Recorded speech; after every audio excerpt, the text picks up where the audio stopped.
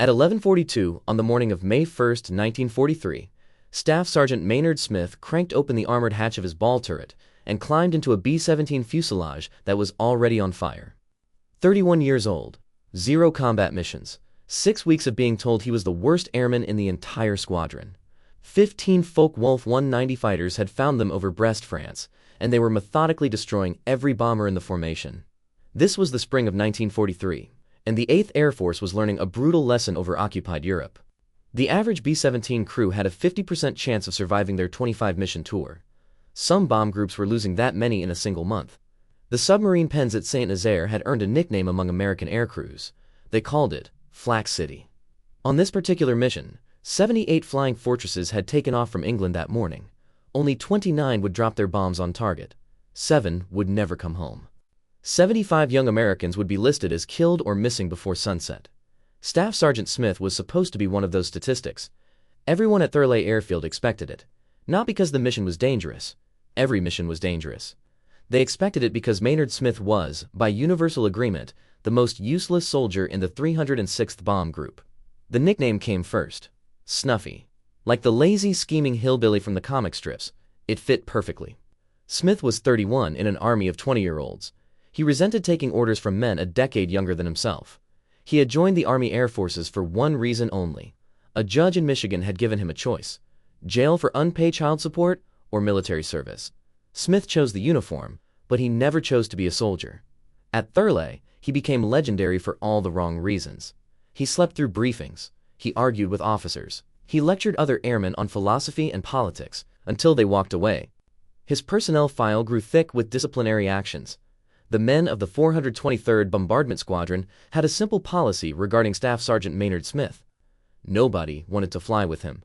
For 6 weeks, Smith sat on the ground while other crews flew mission after mission. Pilots specifically requested that he not be assigned to their aircraft.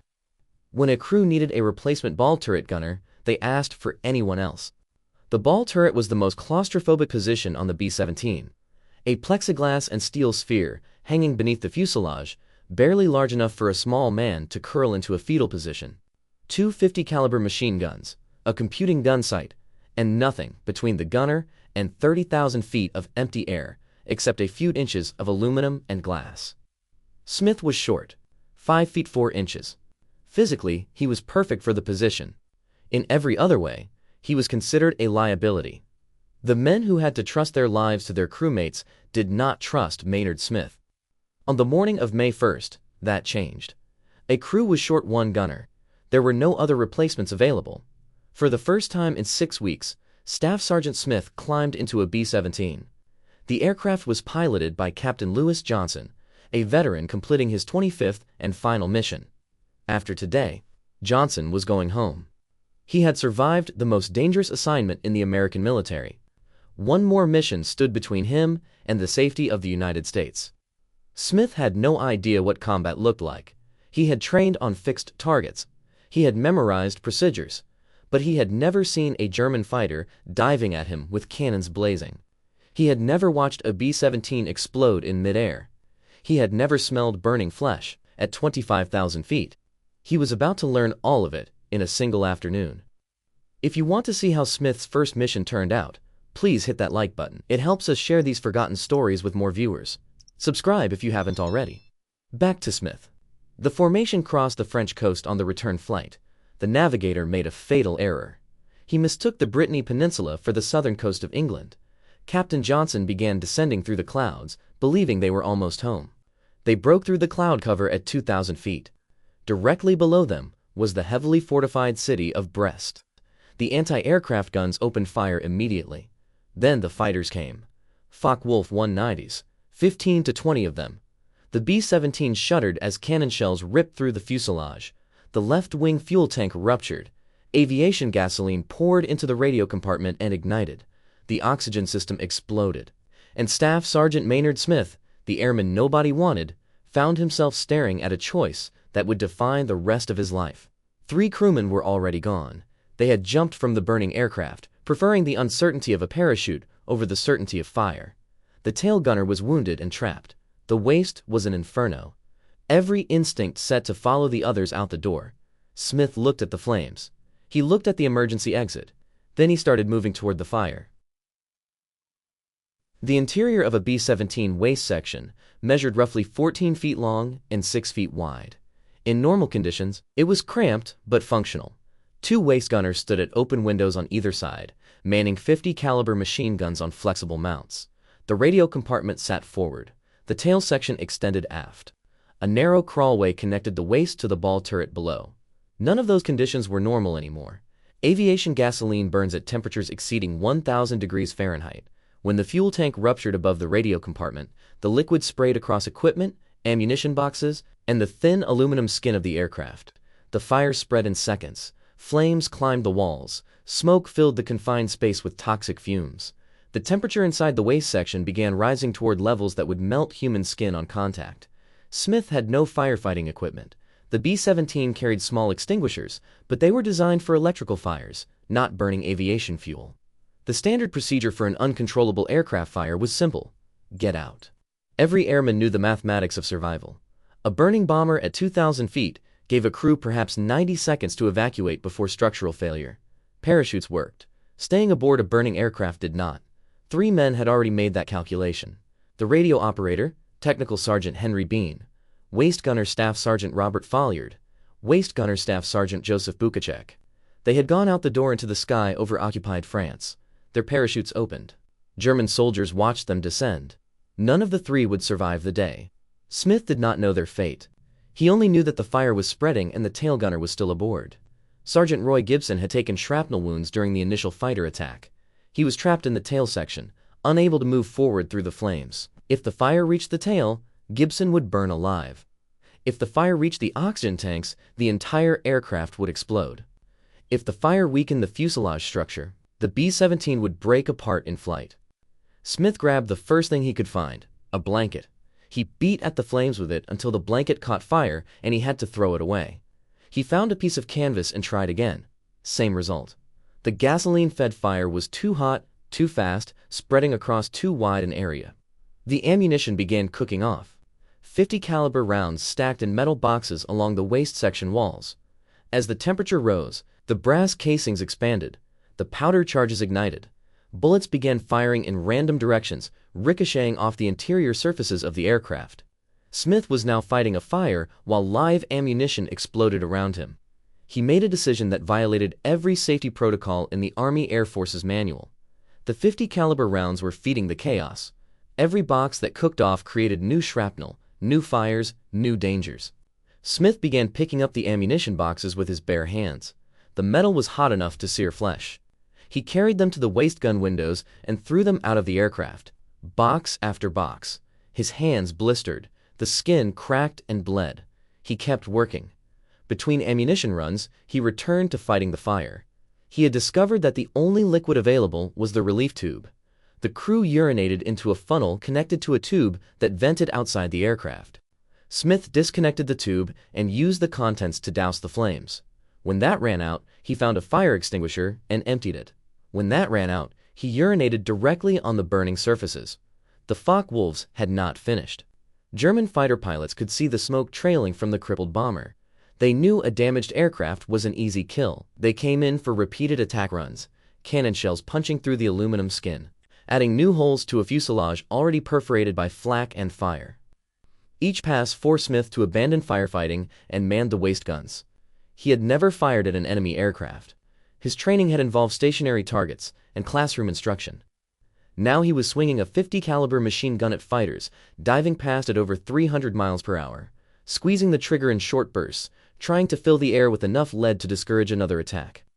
Then he went back to the fire. Then back to the guns. Then back to the fire. For 90 minutes, Staff Sergeant Maynard Smith performed a one-man firefighting and defensive operation that should have been physically impossible. The man who had spent 6 weeks being told he was worthless was now the only thing standing between 6 surviving crewmen and certain death. Captain Johnson fought to keep the aircraft airborne. The controls were damaged. Several vital cables had been severed by cannon fire. The aircraft wanted to dive, to roll, to do anything except fly straight and level. Johnson wrestled with the yoke, coaxing every possible mile out of a machine that was dying around him. They needed to reach England. They needed to find an airfield. They needed to land before the fuselage burned through completely. Behind him, in the smoke and flame and chaos of the waist section, Smith had finally gained the upper hand. The fire was dying. The ammunition was gone. The tail gunner was still alive. But the English coast was still miles away, and the B-17 was held together by little more than faith and aluminum fragments. The English Channel stretched below them like a gray metal plate, cold, flat, unforgiving. A B-17 that went down in those waters gave its crew approximately 4 minutes before hypothermia set in. Rescue was possible, but unlikely. The Channel had already swallowed hundreds of American airmen in the first months of 1943. Captain Johnson could see the fuel gauges dropping. The ruptured tank had dumped most of their reserve over France. What remained was barely enough to reach the English coast. Maybe. If the headwinds stayed light, if the remaining engines held together, if the fire-weakened fuselage did not tear itself apart from the aerodynamic stresses of flight. Behind him, Smith had won his battle.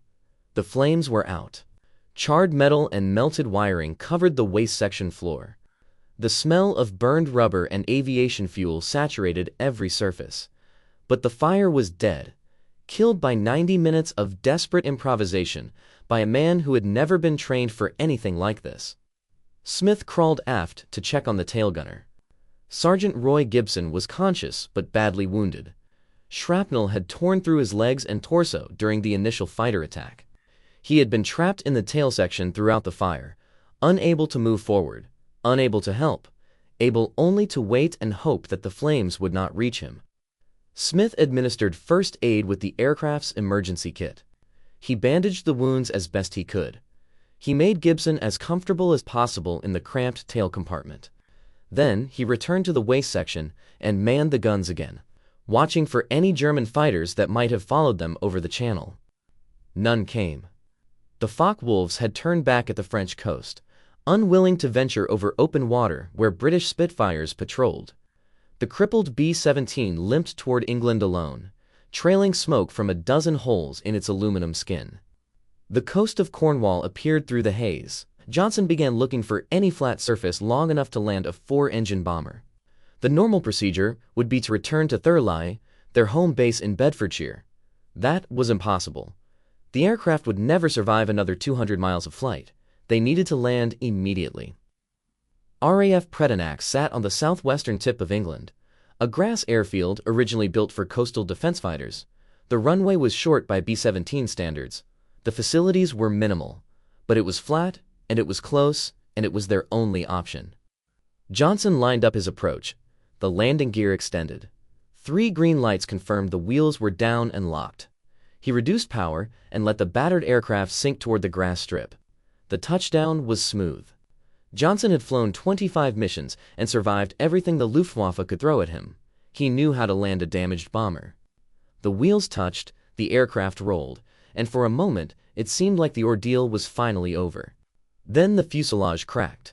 The fire had done more damage than anyone realized. The aluminum skin had lost its structural integrity in the area around the radio compartment. The stress of landing, the weight of the aircraft settling onto its wheels, was more than the weakened metal could bear. The B-17 broke in half just behind the wing root. The nose section slid forward. The tail section ground to a halt separately. Rescue crews who had been waiting at the edge of the runway sprinted toward the wreckage, expecting to find bodies. What they found instead was Staff Sergeant Maynard Smith climbing out of the shattered fuselage, his hands wrapped in bloody bandages, his flight suit covered in soot and burns, helping a wounded tail gunner to safety. Ground crews counted the holes later. 3,500 individual penetrations from bullets, cannon shells, and shrapnel fragments. The aircraft had absorbed more damage than any B-17 they had ever seen. The fact that it had remained airborne long enough to reach England defied every engineering calculation. Captain Johnson wrote his mission report that evening. His assessment of Staff Sergeant Smith was unequivocal. The ball turret gunner's actions were solely responsible for the safe return of the aircraft and the lives of everyone aboard. Johnson recommended Smith for the Medal of Honor. The recommendation went up the chain of command. Within days, a correspondent from Stars and Stripes newspaper arrived at Thurley to interview the unlikely hero. His name was Andy Roney. 23 years old, a young journalist who would later become one of the most famous broadcasters in American television history. Roney found Smith in the barracks. The sergeant with the burned hands and the disciplinary record and the reputation as the worst airman in the squadron. Rooney listened to the story. He took notes. He asked questions. Then, he wrote an article that would make Maynard Smith famous across 2 continents. The story hit the newspapers within a week. The Army Air Forces had been looking for heroes. The bombing campaign over Europe was costing thousands of young American lives. Morale on the home front needed boosting, and here was a story that seemed almost too perfect. The misfit who became a hero. The troublemaker who saved his crew. The man nobody wanted who turned out to be exactly what they needed. Smith was about to discover that fame could be as complicated as combat. Andy Rooney's articles spread through the American military like wildfire. The story had everything a wartime propaganda office could want: an underdog, a burning aircraft, a one-man rescue operation. Within days of publication, Staff Sergeant Maynard Smith was the most famous enlisted airman in the European theater of operations. The Army Air Force's public relations machine activated immediately. Photographers arrived at Thurleigh to capture images of the hero. Smith posed beside B-17s. He demonstrated the ball turret for cameras.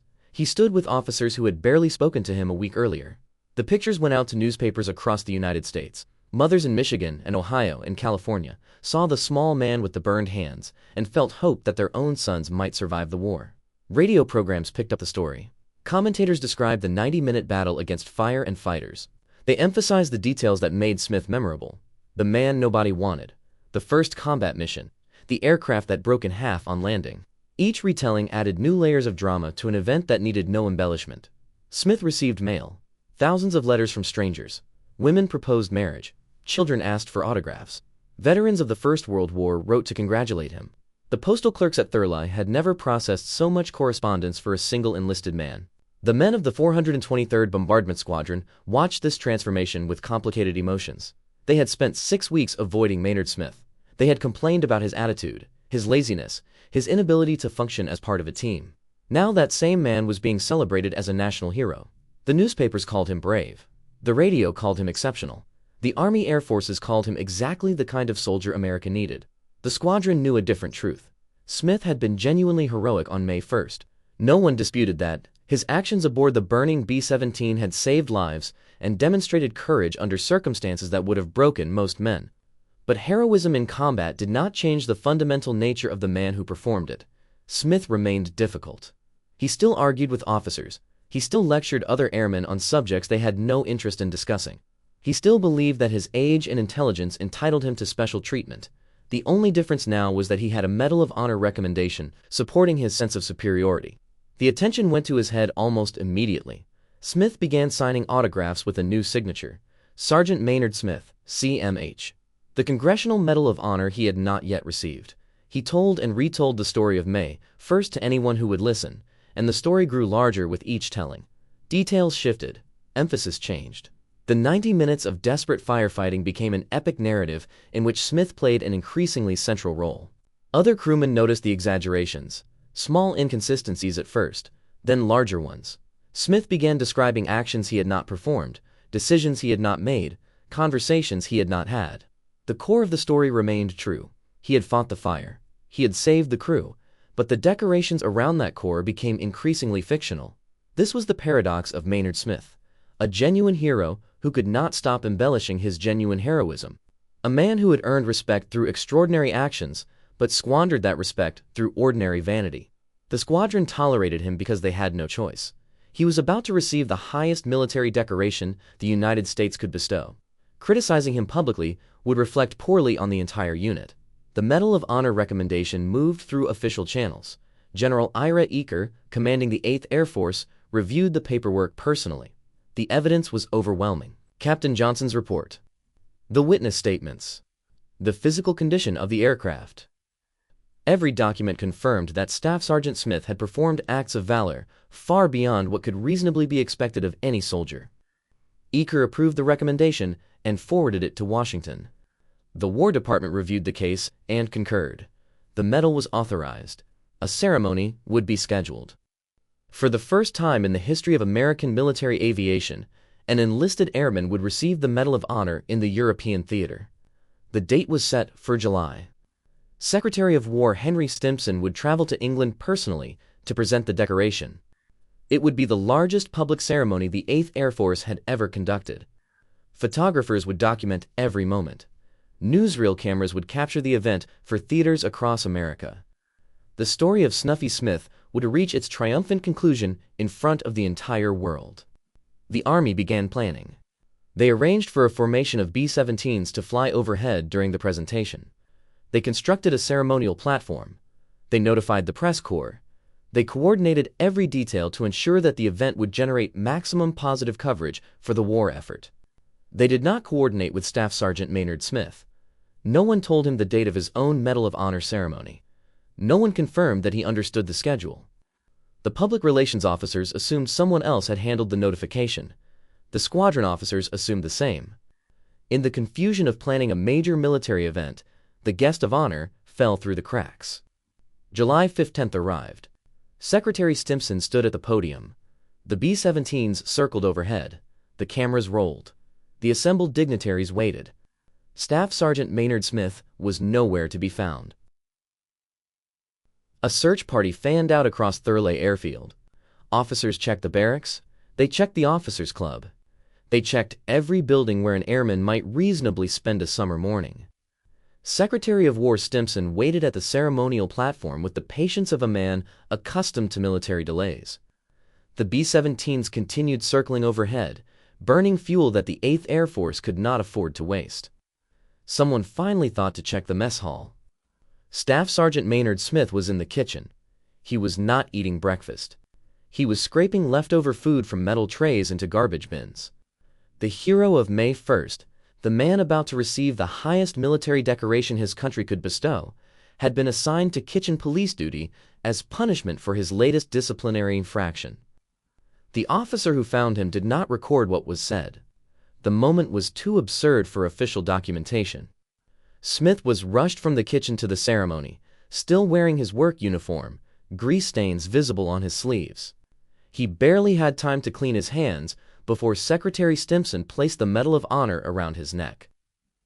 The newsreel cameras captured everything. The photographs went out to newspapers across America. The story that emerged was carefully edited. The Army emphasized the heroism, the ceremony, the historic significance of the first enlisted Medal of Honor in Europe. They did not mention that the recipient had been washing dishes when they found him. But the men at Thurleigh knew. The story spread through the 8th Air Force within hours. Snuffy Smith, the hero who could not stay out of trouble long enough to attend his own medal ceremony. The irony was too perfect to remain secret.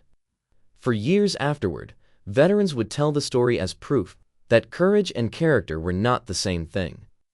Smith flew 4 more combat missions after receiving the Medal of Honor. Each time he climbed into the ball turret of a B-17 and watched the ground fall away beneath him. Each time he scanned the skies for German fighters and waited for the flak to start bursting around the formation. He had proven himself capable of extraordinary heroism. But heroism did not make the fear disappear.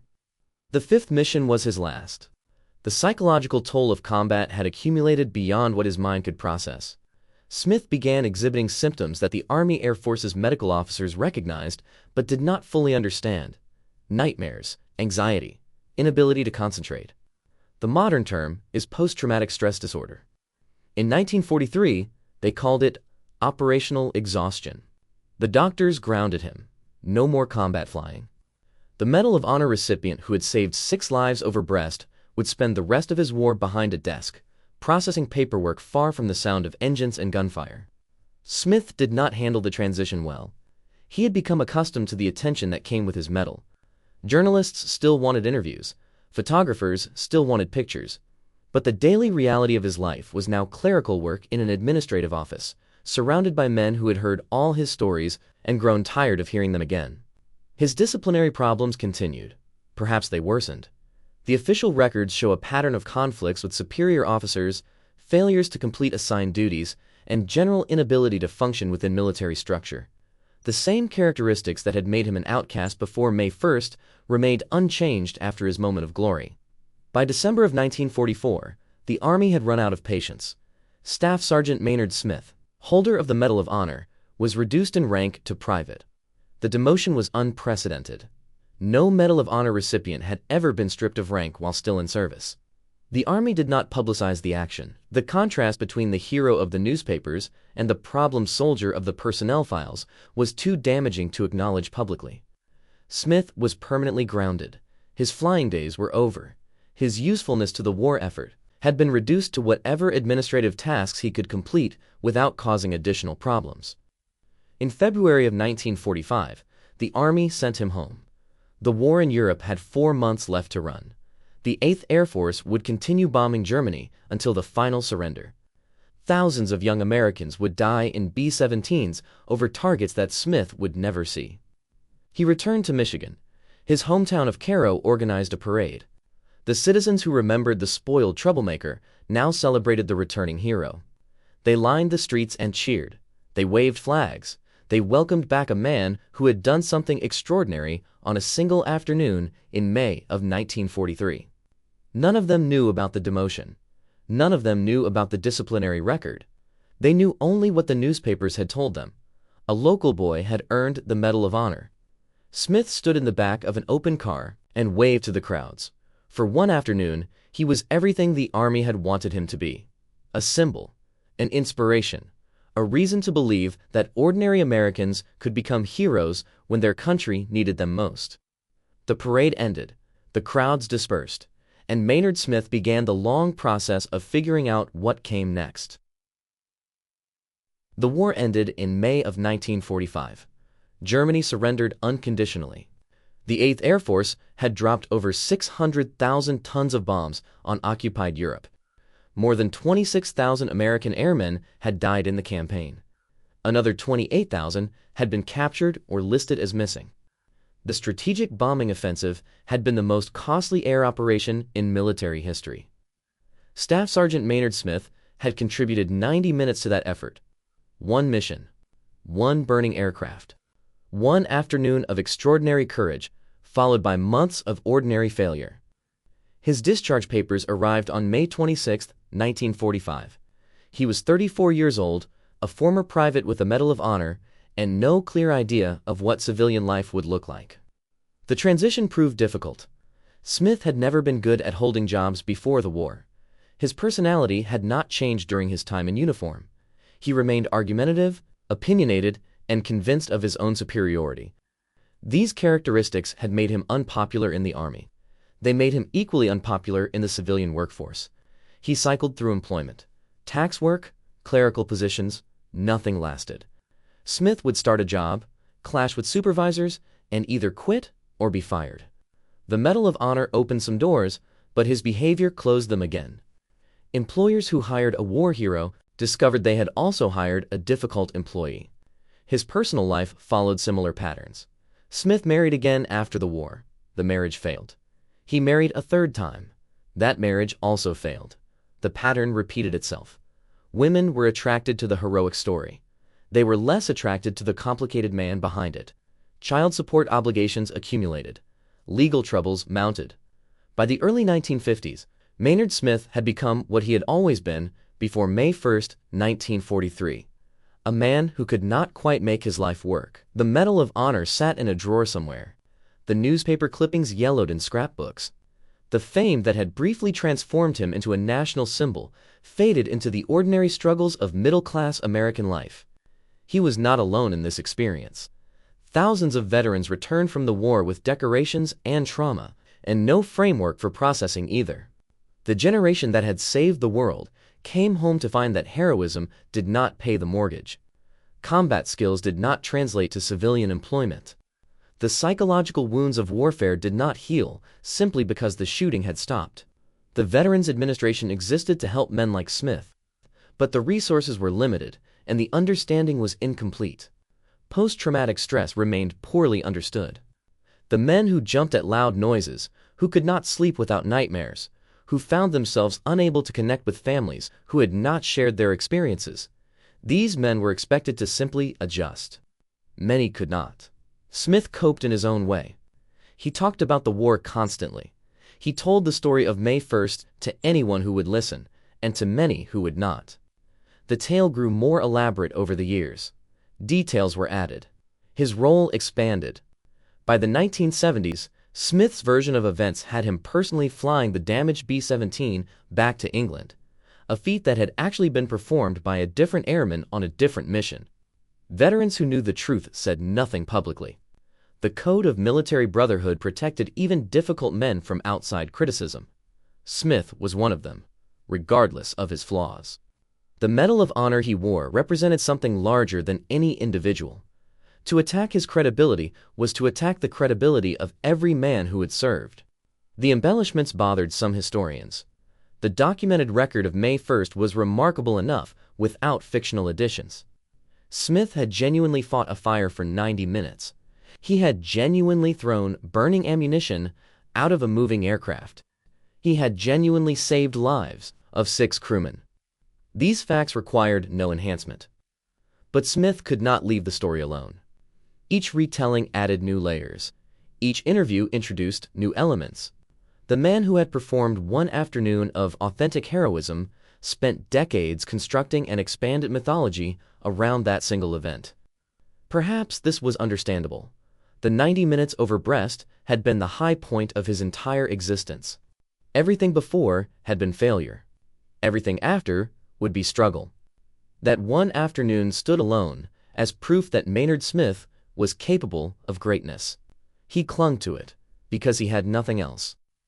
The years passed. Smith grew older. The other veterans of the 306 Bomb Group held reunions and shared memories. Some had prospered after the war. Others had struggled. All of them carried pieces of their experience that could never be fully communicated to anyone who had not been there. Smith attended some of these gatherings. He was tolerated rather than welcomed. The men remembered who he had been at Thurleigh. They remembered the disciplinary problems, the arrogance, the kitchen police duty on the morning of his medal ceremony. They also remembered May 1st. The two memories existed in uncomfortable proximity. In 1979, Smith gave his final major interview. A military magazine called Sergeants published his account of the mission. The story had reached its most elaborate form. Smith described actions he could not have performed, conversations he could not have had, a version of events that bore only partial resemblance to the documented record. Nobody corrected him. He was 68 years old. The Medal of Honor still hung from his ribbon. Whatever distortions had accumulated over 36 years, the core truth remained. He had been a hero once. That would have to be enough.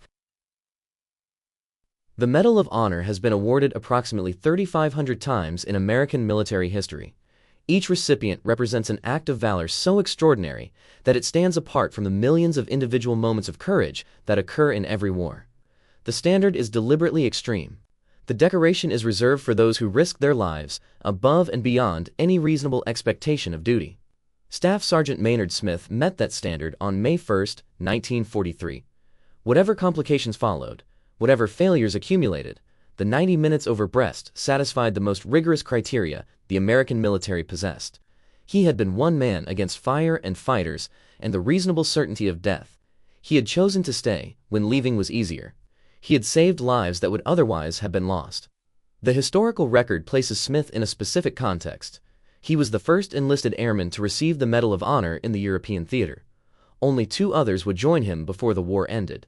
Technical Sergeant Forrest Vossler earned his medal in December of 1943 for similar actions aboard a burning B-17 over Bremen.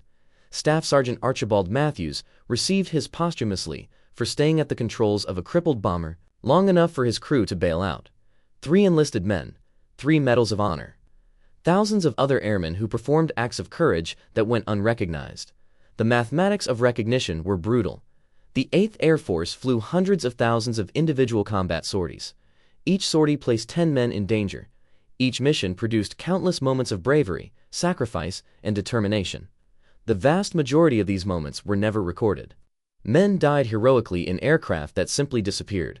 Crews fought fires and wounds and mechanical failures over hostile territory, and no one survived to document what they had done. Smith was lucky. His aircraft made it back. His pilot wrote a report. A journalist happened to be looking for stories. The machinery of recognition activated around him because the circumstances aligned. Other men performed equivalent acts and received nothing. The randomness of survival determined whose heroism would be remembered. This is not to diminish what Smith accomplished. The Medal of Honor was earned, not given. But the broader truth of aerial combat in 1943 was that heroism was common and recognition was rare. The men who flew B-17s into German airspace accepted the probability of death every time they climbed aboard. They did not expect medals. They expected only to do their duty, and if fortune favored them, to survive. Smith lived 4 more decades after his discharge. He moved to Florida in his later years, settling in the Tampa Bay area where the warm climate suited his aging body. The Medal of Honor opened occasional doors. He attended ceremonies. He spoke at veterans events. He remained until the end, a man defined by 90 minutes that had occurred when he was 31 years old. His health declined gradually. The accumulated stresses of age and hard living took their toll. The burned hands that had thrown ammunition boxes through the waist gun windows developed arthritis. The lungs that had inhaled smoke and fumes over breast grew weaker. The body that had performed impossible physical feats in 1943 became an ordinary elderly frame in 1984. Maynard Harrison Smith died on May 11, 1984, in St. Petersburg, Florida. He was 72 years old. Heart failure was listed as the cause.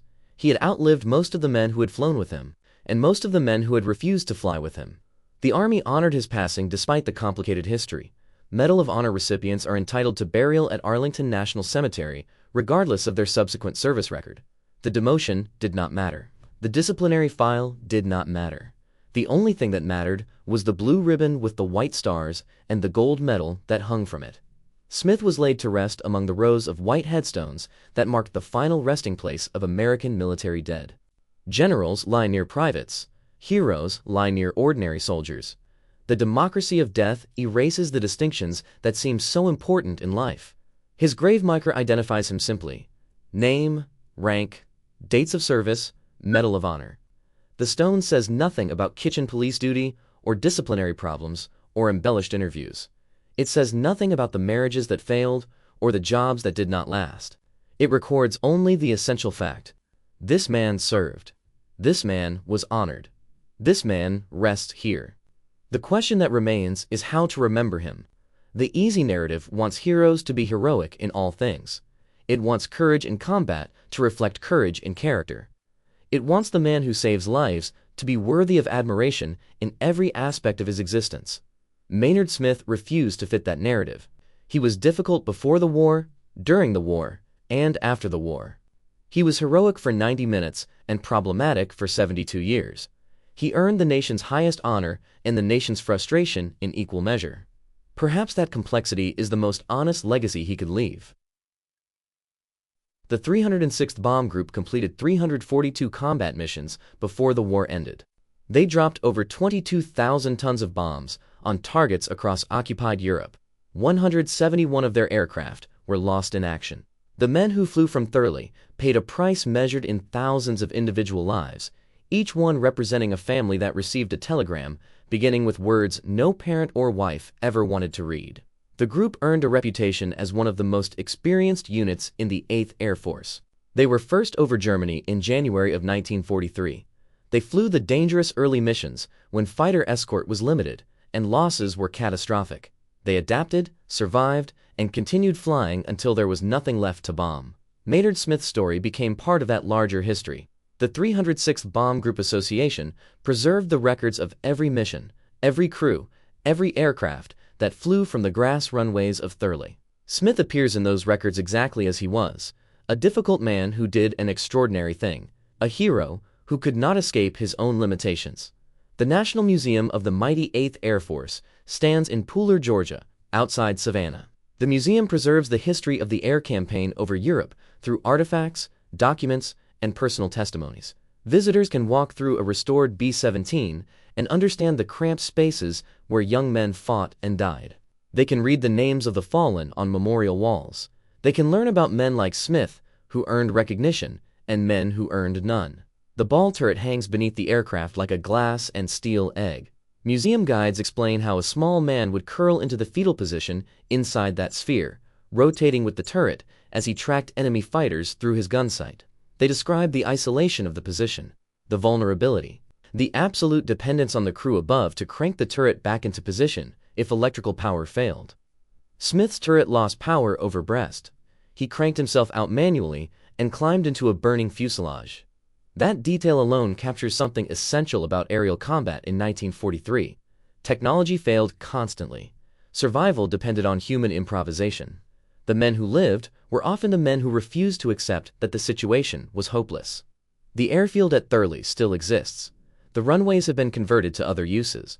The buildings where Smith slept and ate and caused disciplinary problems have been demolished or repurposed. But the land remembers. Markers identify the site as a former American bomber base. Visitors from the United States occasionally make pilgrimages to stand where their fathers and grandfathers once stood. The English countryside absorbed enormous quantities of American blood during the Second World War. Young men from Michigan and Texas and California flew over those green fields on their way to Germany. Many never returned. The ones who did carried memories that would last the rest of their lives. Thurley was one of dozens of such bases scattered across eastern England. Each one has its own history of courage and loss. Smith's Medal of Honor remains part of the historical record. The citation describes his actions in official language stripped of emotion. Fighting fires, administering first aid, manning guns, throwing burning ammunition overboard. The bureaucratic prose cannot capture what it felt like to stand in a burning aircraft with German fighters attacking and 3 crewmen already gone. It can only document that these things happened. The man himself defies simple categorization. He was not a natural hero. He was not even a competent soldier by most measures. But when the moment arrived that demanded everything a human being could give, Maynard Smith gave it. The 90 minutes over Brest revealed a capacity for courage that surprised everyone, including perhaps Smith himself. That is the lesson his story offers. Heroism does not require perfection. It does not require likability. It requires only the willingness to act when action is needed, regardless of fear, regardless of odds, regardless of what came before or what might come after. Staff Sergeant Maynard Smith was a flawed man who did a perfect thing. That should be enough for any legacy. If this story moved you the way it moved us, do me a favor, hit that like button. Every single like tells YouTube to show this story to more people. Hit subscribe and turn on notifications. We are rescuing forgotten stories from dusty archives every single day. Stories about gunners who saved lives with burned hands and bare fists. Real people, real heroism. Drop a comment right now and tell us where you are watching from. Are you watching from the United States, United Kingdom, Canada, Australia? Our community stretches across the entire world. You are not just a viewer. You are part of keeping these memories alive. Tell us your location. Tell us if someone in your family served. Just let us know you are here. Thank you for watching. And thank you for making sure Maynard Smith does not disappear into silence. These men deserve to be remembered, and you are helping make that happen.